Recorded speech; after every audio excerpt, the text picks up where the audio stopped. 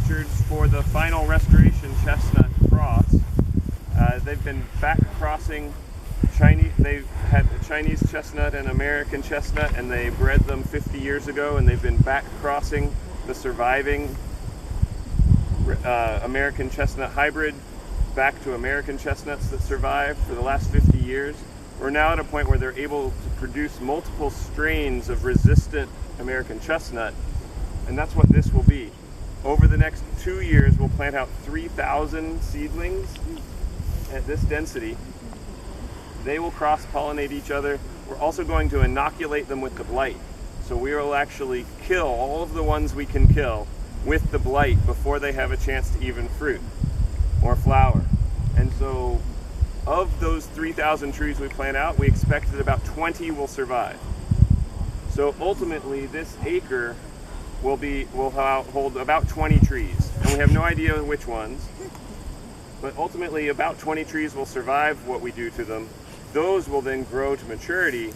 In about 10 years, we'll be flowering and seeding, and so those survivors will cross-pollinate each other, and there aren't any other non-resistant chestnuts nearby that are pollinating. So we will actually have a fairly clean experiment and production orchard for the Restoration American Chestnut. If you're a member of the American Chestnut Foundation, you can give them a donation and get one of these resistant strains.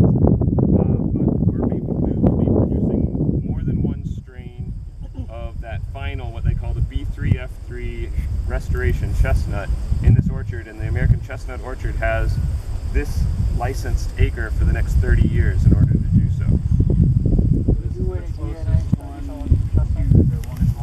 Correct. Yeah, and the one in Holly is actually the 4th generation, and we're the 5th.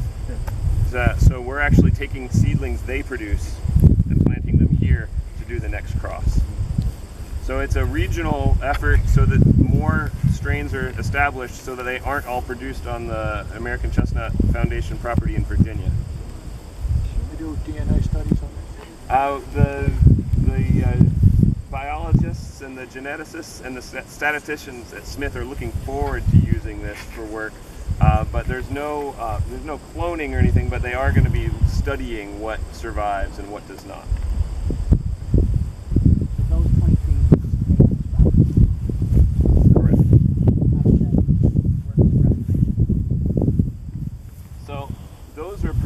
Seedlings that they can then distribute. They also gave us, and we're the only place that they've done this, 650 already resistant, the D3F3 Restoration Chestnut. They gave us 650 seedlings of those to plant out in our forest. So we are the first New England forest to have research plots where we've planted 150 per plot in several plots over the field station, where we have different density canopy covers, and some are in deciduous and some are in hemlock stands, and so we've mixed it up quite a bit. They're quite expensive, and they were able to give them all to us, but the very first week that they were planted out, about 150 were eaten by vermin. So Paul Wetzel, the person who's coordinating that effort for us, was quite disheartened, but then he realized that that's part of the experiment. How are they going to do in the wild? And we do actually have resistant chestnut growing in these plots across the field station now. So we're really quite fortunate to be part of both the production and the research side of that effort. What's the vermin? Deer and rodents will eat the seeds. He thought, well, he had little orange flags out by them. He thought it must have been something smart enough to see the orange flag and know there was a meal. Smart vermin. Advertising. Yeah.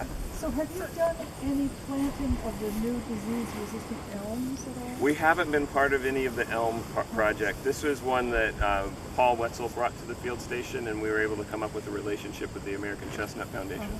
But we haven't been part of the elm. But we'd like to. We have lots of land.